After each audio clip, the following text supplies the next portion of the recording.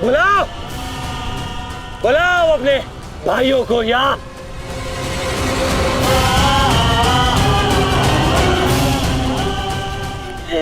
पांच पिताओं को।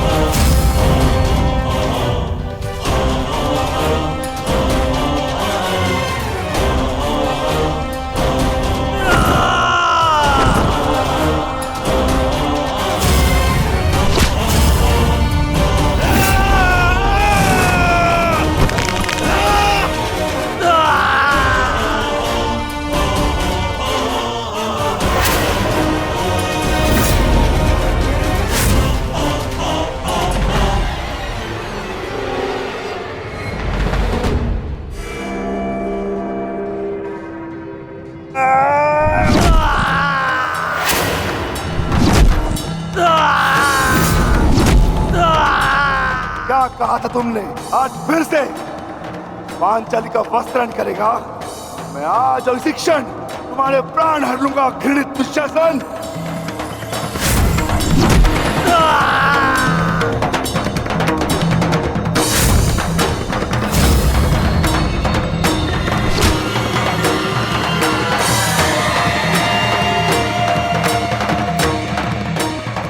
इसी भांति तुम पांचाली के केश पकड़कर युद्ध सभा में लाए थे ना?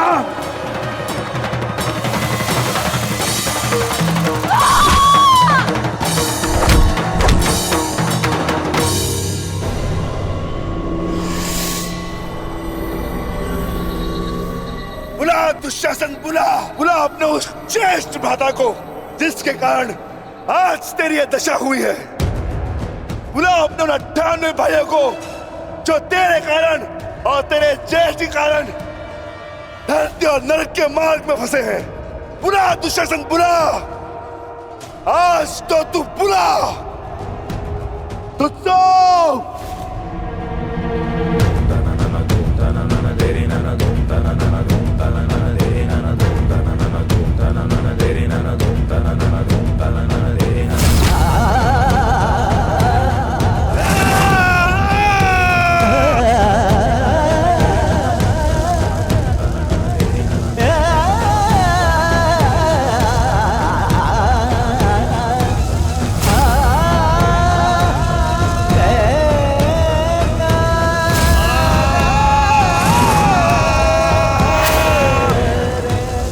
उसी भांति तुमने पांचाली के केश पकड़कर उसे घसीटा था ना।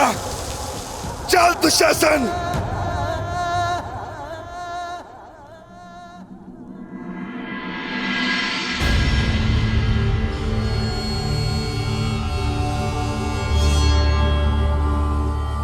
प्रणिपात माता, पिताश्री ने आपको कुरुक्षेत्र में प्रस्तुत होने का आह्वान दिया। आशा करती हूँ वृकोदर, युद्ध समाप्त होने के पश्चात आपकी पत्नी पुनः अपने केश बांध सकेगी। मुझे विश्वास है पांचाली, इस आने वाले युद्ध में मैं वृकोदर भी उस दुशासन की छाती फाड़कर उसके छाती के लहू से तुम्हारे केश सींच पाऊंगा।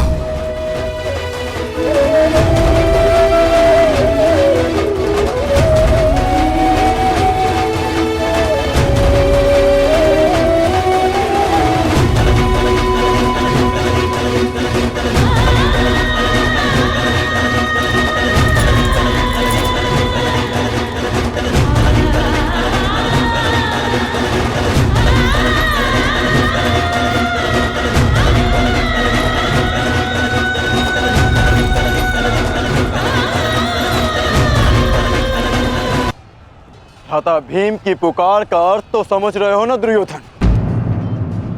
आज तुम्हारा 99वां अनुज भी जीवित नहीं बचेगा। जिस प्रकार उस युद्ध सभा में हम कुछ ना करने के लिए विवश थे, आज उसी प्रकार तुम अपने अनुज की रक्षा ना करने के लिए विवश हो। विवशता क्या होती है उसका भान आज होगा तुम्हें। तुम्हारा अंत करने से पूर्व तुम्हें तुम्हारे किए कुकर्मों का भान कराना आवश्यक है दुर्योधन। हम तो उस दिन विवश थे, किंतु मैं तुम्हें एक अवसर देता हूं। सूर्य अस्त होने में अभी 2 घड़ी शेष हैं और तुम्हारे अनुज के पास भी।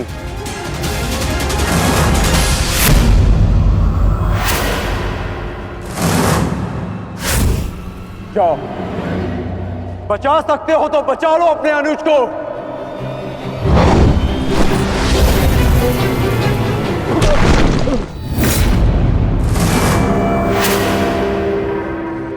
जाओ दुर्योधन, दौड़ाओ अपना रथ और बचा लो दुशासन के प्राण। कर चलो।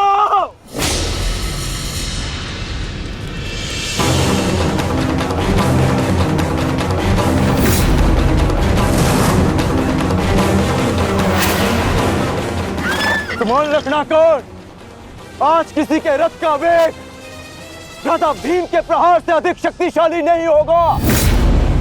आज पांचाली के अपमान का प्रतिकार लेने से कोई नहीं रोक सकता भ्राता भीम को।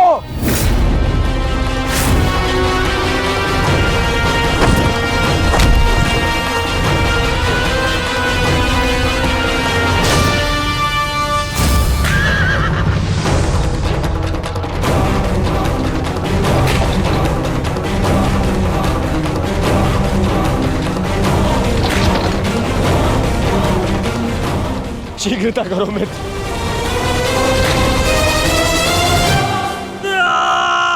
चीखो दुशासन, चीखो। इतना चीखो कि अंधायुक्त तुम्हें सुन तो सके कि जिन्हें द्रौपदी का क्रंदन दिखाई ना दिया, उन्हें तेरा ये रुदन सुनाई तो दे। चीखो दुशासन, कि संसार को संदेश मिले कि क्यों किसी स्त्री का अपमान नहीं करना चाहिए। एक नारी के टूटे हुए दर्प के टुकड़े जब छाती में चुभते हैं तो कैसा लगता है। गति बढ़ाओ मित्र, मेरा अनुज संकट में है।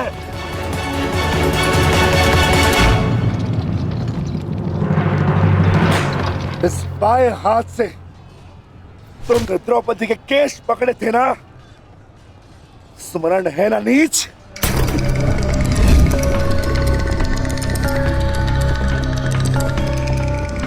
तुमने पांचाली का नहीं, समस्त नारी जाति का अपमान किया है। आपको तुम्हारे धड़ पर रहने का कोई अधिकार नहीं।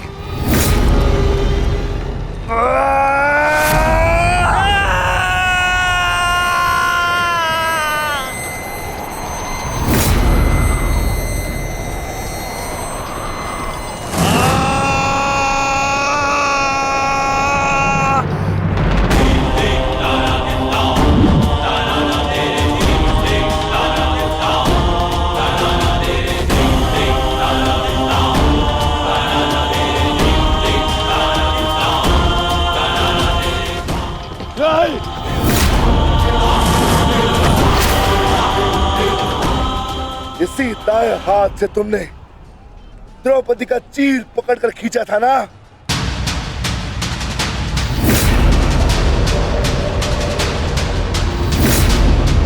अब चीर क्या, तुम लीर भी नहीं खींच पाओगे।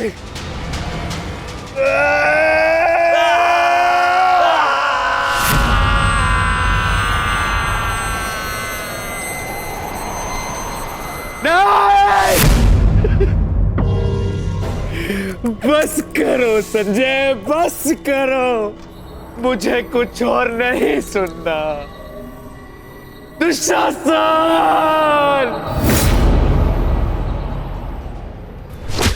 इसी छाती को पीट पीट कर तुमने पुरुषार्थ का ढोल पीटा था ना? अपने पुरुष होने का दम भरा था ना? अब मैं पीटता हूं तुम्हारी छाती।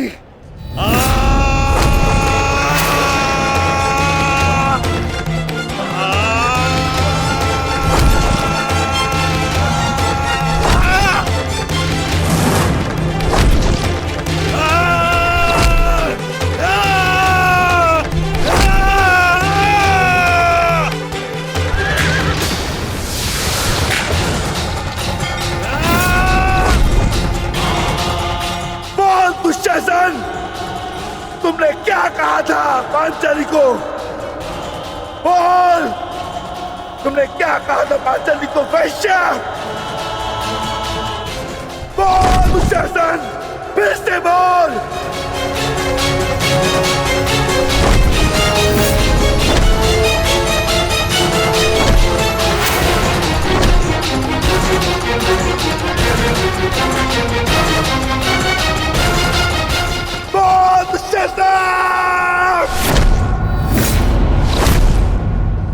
बोल दुशासन, बोल।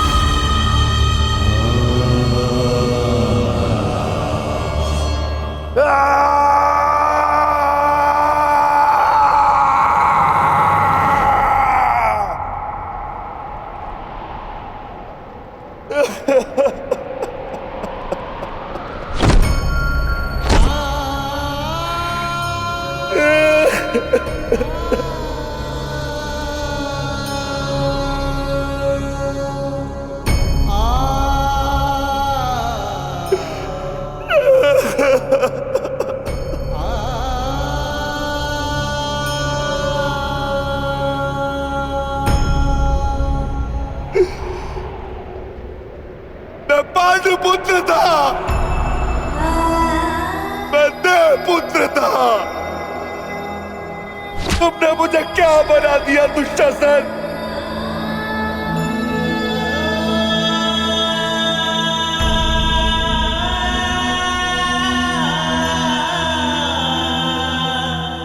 तुमने मुझे पशु बना दिया, तुमने मुझे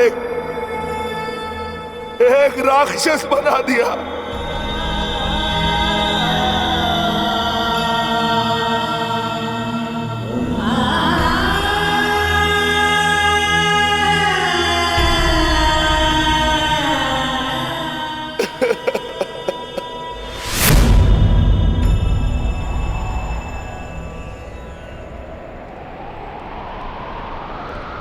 मैंने अपनी प्रतिज्ञा पूर्ण की पांचाली, परंतु मेरे प्रश्न का उत्तर पूर्ण नहीं हुआ। क्यों मुझे ऐसे युग में जन्म लेना पड़ा जहां मुझे अपने ही भाई के रक्त से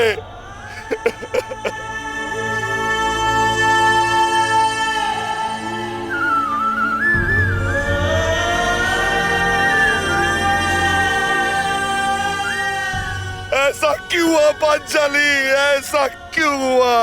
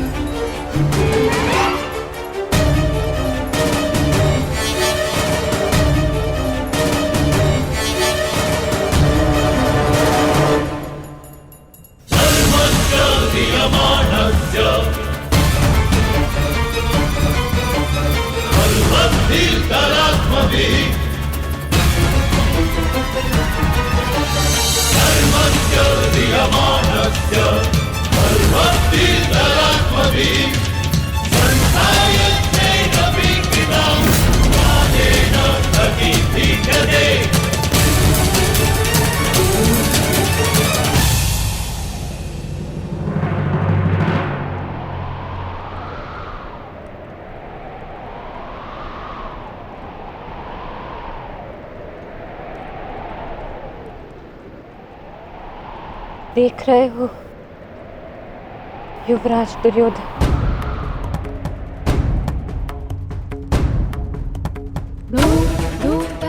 देख रहे हो अंगराज कर्ण, ये लहू, ये रक्त,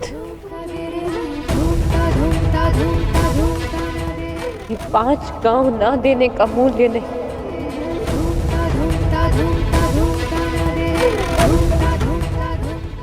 ये पंचभूत से बनी सृष्टि के सबसे बड़े सृजन, स्त्री के अपमान, उसे यातना देने का मूल्य।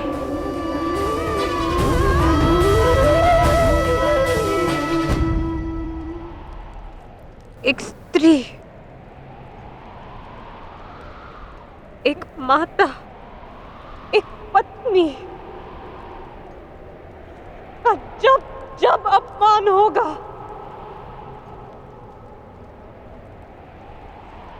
तब तब ऐसा दृश्य दोहराया जाएगा।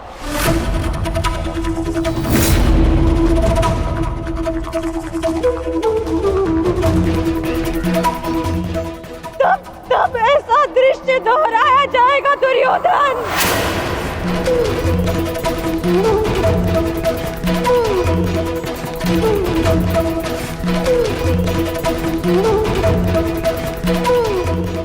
एक स्त्री को अश्रुओं से स्नान कराने का मूल्य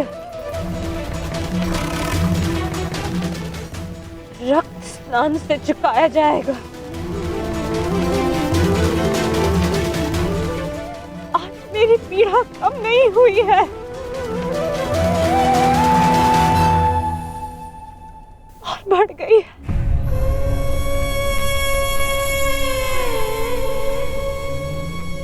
इस संसार में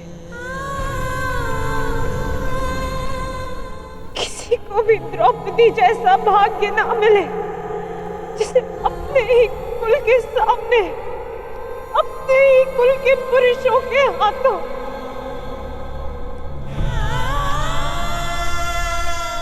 अपमान सहना पड़ा और अपने ही कुल के वंशजों के रक्त से स्नान करना पड़ा।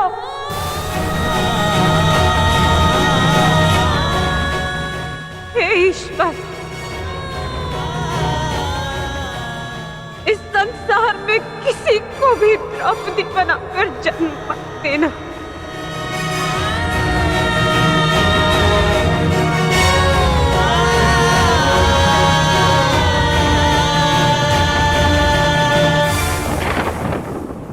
आपके लिए अपने प्राण देकर प्रसन्नता होगी मुझे, क्योंकि मेरे माता पिता ने आज तक मेरा मुख नहीं देखा और मेरे लिए आप ही मेरे पिता और आप ही मेरी माता हैं। मेरा भाई, मेरा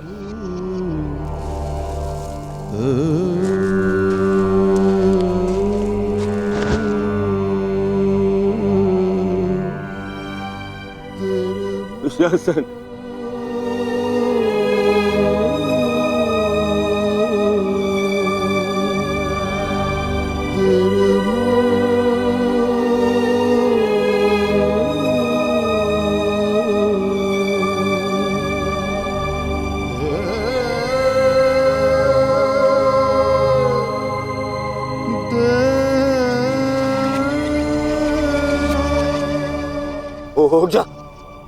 उठ जा, देख, युद्ध समाप्त हो गया है।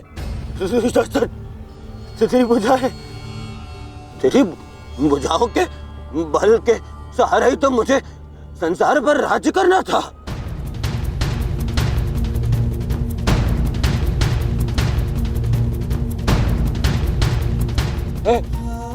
दुशासन, मेरा अनुज नहीं, तेरी आंखें का तू अनुज, मुझे यूं अंधकार में छोड़कर मत जा अनुज। मैं हमारे पिता के भांति अंधा हो जाऊंगा, अंधा हो जाऊंगा। चलो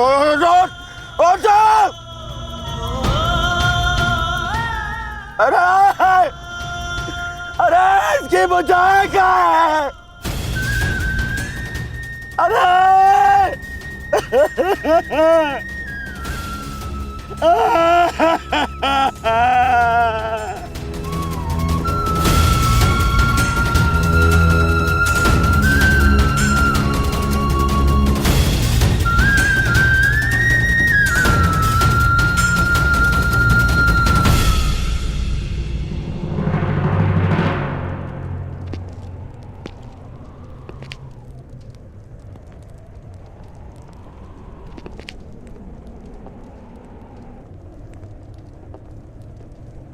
कदाचित तुमने अपने अनुज दुशासन की भुजाओं के बल से ये संसार जीतना चाहा होता दुर्योधन।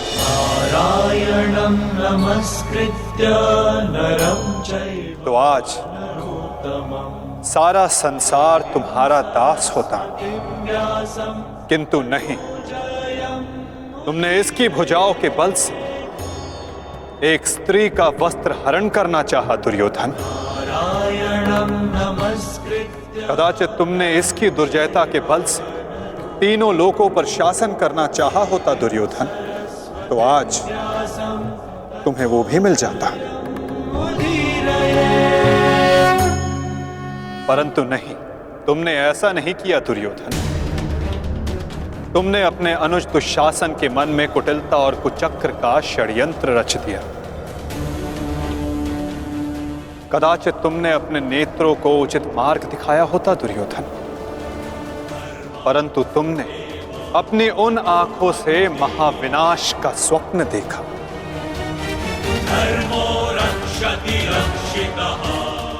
स्मरण रहे दुर्योधन, नियति, धरती और प्रकृति, ये तीनों स्त्री हैं, और जब जब स्त्री का अपमान होगा, नियति पुरुष के विरुद्ध होगी। धरती उस अपमान का भार नहीं सहेगी और प्रकृति उसे नष्ट कर देगी।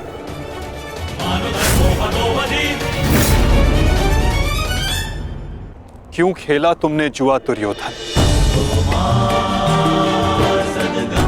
क्या तुम्हारे अनुजों में, क्या तुम में पुरुषार्थ कम था जो द्यूत खेलने की आवश्यकता पड़ी?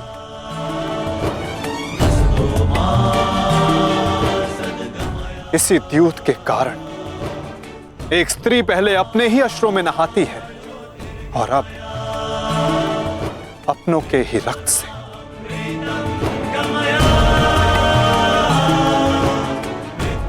क्यों किया तुमने ये लालच दुर्योधन? क्यों रचा ये कुचक्र? इसी द्यूत, इसी कुचक्र, इसी लालच के कारण रचता है ये युद्ध, ये महाविनाश, ये महाभारत।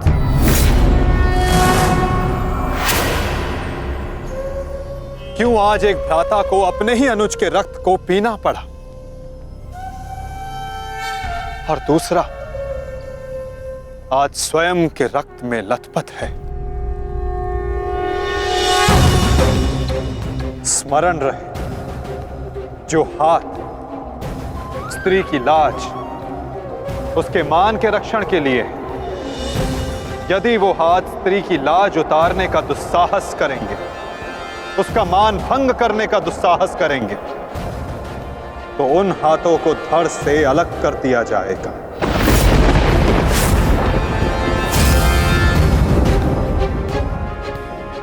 जो वस्त्र हरण करेंगे उनका प्राण हरण होगा। जब जब किसी की आंखें अनुचित होता देखना स्वीकार करेंगी, तब तब उन आंखों को बंद होना होगा।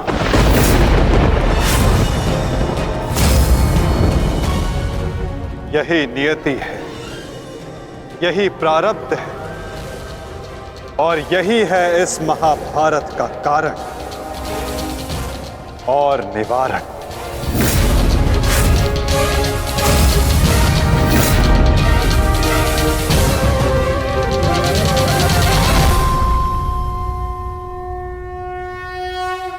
हरण करेंगे उनका प्राण हरण होगा।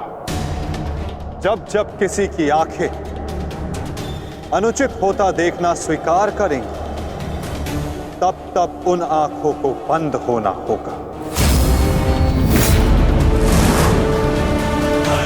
यही नियति है, यही प्रारब्ध है और यही है इस महाभारत का कारण और निवारण।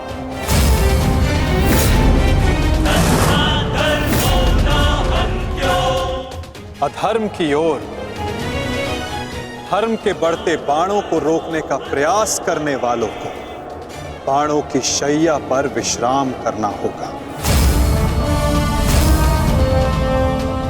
जो अधर्म की आज्ञा पर शीश झुकाएंगे, उन्हें स्वयं का शीश कटाना होगा।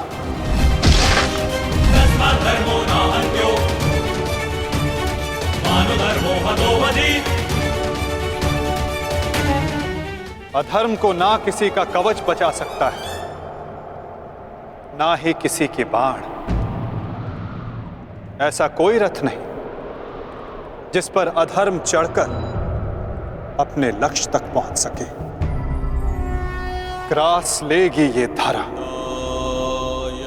उस अधर्मी को भी और अनचाहे उसका साथ देने वाले के रथ को भी, जो एक झूठे वचन के लिए सत्य के चक्र के समक्ष आकर खड़ा होगा, उसे स्वयं सत्य के चक्र के साथ धंसना होगा।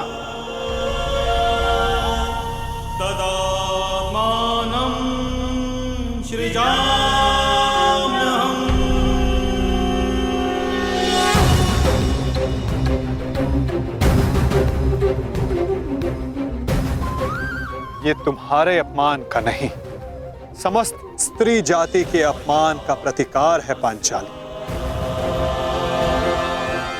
संसार को समझना होगा कि कभी किसी स्त्री को प्रतिशोध के लिए ना ललकारे, क्योंकि प्रतिशोध पाकर मन की अग्नि शांत नहीं होती, अपितु और धधकती है। यही है इस महाभारत का संदेश और नियति का उपदेश।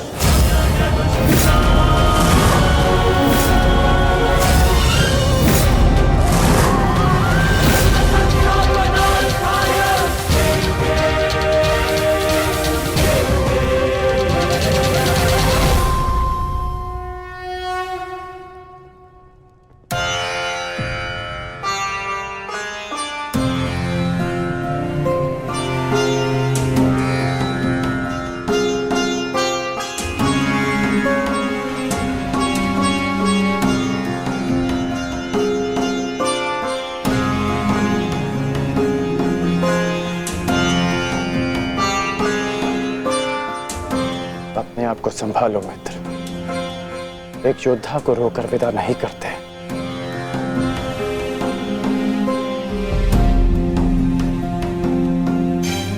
हम तो शासन का बलिदान जो व्यर्थ नहीं जाने देंगे। आगे बढ़ो मित्र, अपने अनुज की अंतिम विधियां पूर्ण करो।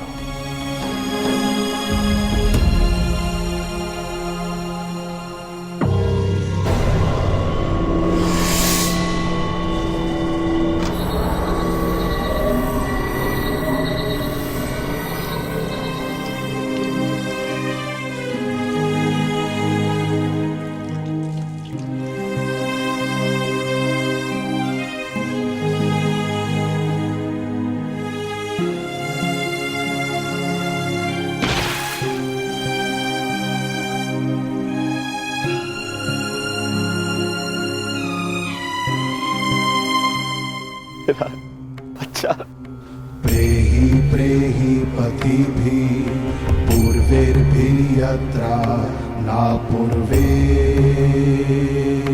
पितरपर्युः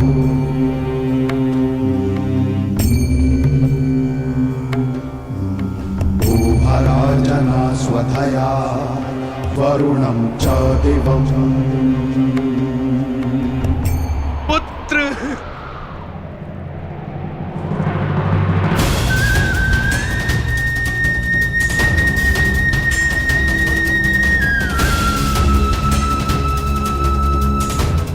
क्यों? कैसे कैसे होने दिया तुमने ये? तुम्हारा अनुज तुम्हारा उत्तरदायित्व था, उसकी रक्षा कैसे ना कर पाए तुम? मैं नेत्रहीन हूं पुत्र, परंतु ऐसा प्रतीत होता है जैसे किसी ने मेरा एक नेत्र छीन लिया है।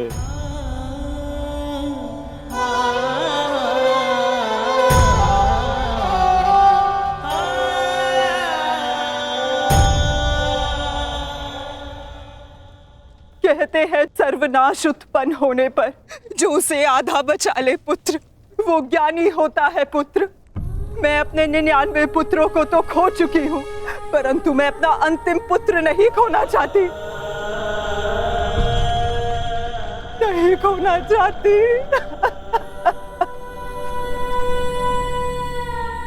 बंद कर दो ये महाविनाश दुर्योधन, और लौट चलो।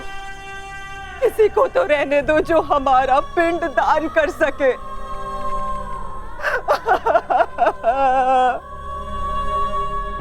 चलो पुत्र, लौट चलो। नहीं, अब इस युद्ध को रोका नहीं जा सकता। मैं इस युद्ध के ऐसे पड़ाव पर पहुंच चुका हूं जहां से पीछे लौटना संभव नहीं। ये दलदल या तो मुझे निगल जाएगा और या मैं इसे समाप्त कर दूंगा। अब या तो उन पांडवों का अंत होगा और या तो मेरा।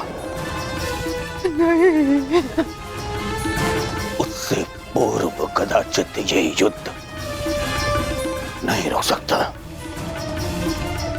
अब ये युद्ध ना मुझे राज्य के लिए लड़ना है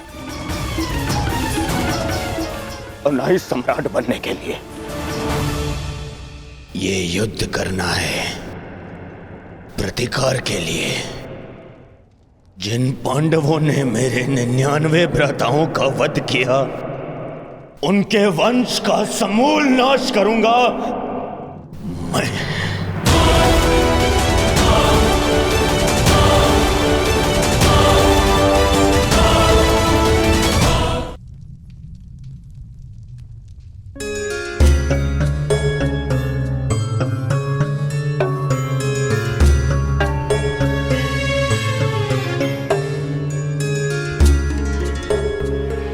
किस चिंतन में डूबे हो युधिष्ठिर?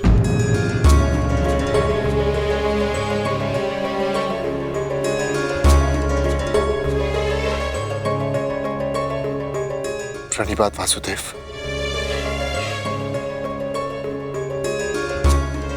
तुमने मेरे प्रश्न का उत्तर नहीं दिया युधिष्ठिर। हाँ वासुदेव,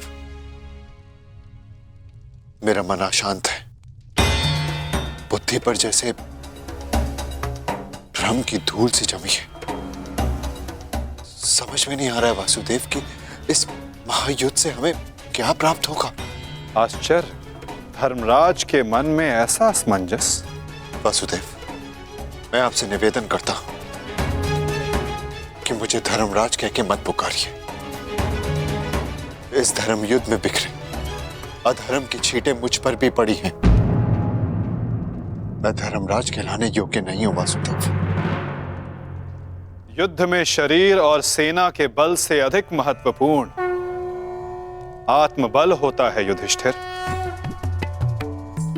और इस प्रकार युद्ध के मध्य में सम्राट का मन दुर्बल पड़ जाए, ये उचित नहीं है। तुम ये मत भूलो युधिष्ठिर कि ये महायुद्ध केवल तुम्हारा नहीं है, ये संपूर्ण भारतवर्ष की उस प्रजा का भी है जो न्याय चाहती है, जो अधर्म से मुक्ति चाहती है, जो तुम्हें हस्तिनापुर का योग्य उत्तराधिकारी मानते हैं, जो तुम में भारत का योग्य सम्राट देखते हैं। इस युद्ध में तुम्हें सम्राट बनते देखने के लिए अनगिनत सैनिकों ने अपनी आंखें बंद कर ली युधिष्ठिर। और आज भी अनगिनत सैनिक सज्ज हैं अपना बलिदान देने के लिए। एक सम्राट का कर्तव्य है कि वो अपनी सेना, अपनी प्रजा का मार्गदर्शन करे, ना कि स्वयं दुविधा में फंस जाए।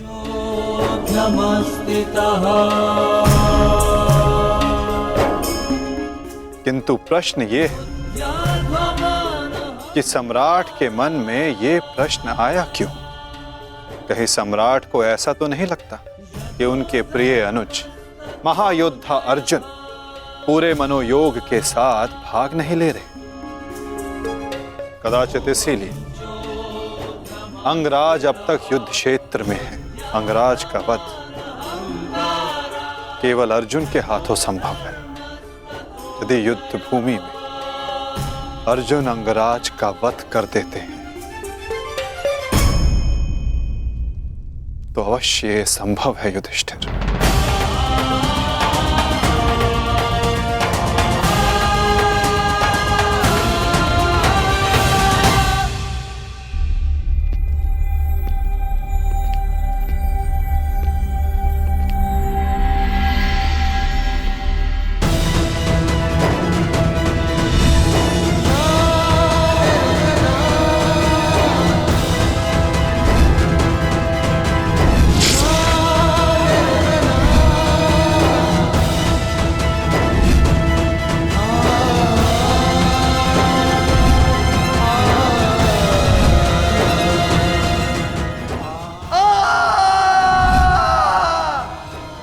जीवन भर परिवर्तन के लिए संघर्ष किया, क्योंकि जब भी मैंने ऐसा किया मैंने लोगों की आंखों में आशा की किरण देखी।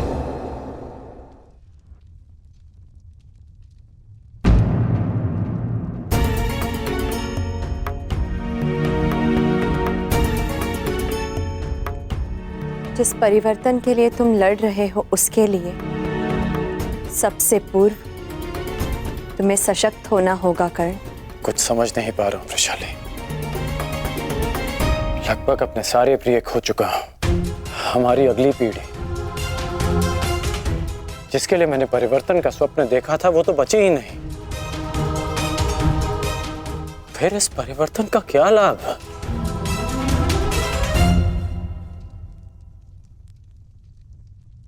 तुमने जो जो सहा है मुझे उसका भान है कर्ण, परंतु कुछ नवीन पाने के लिए बलिदान करने ही पड़ते हैं।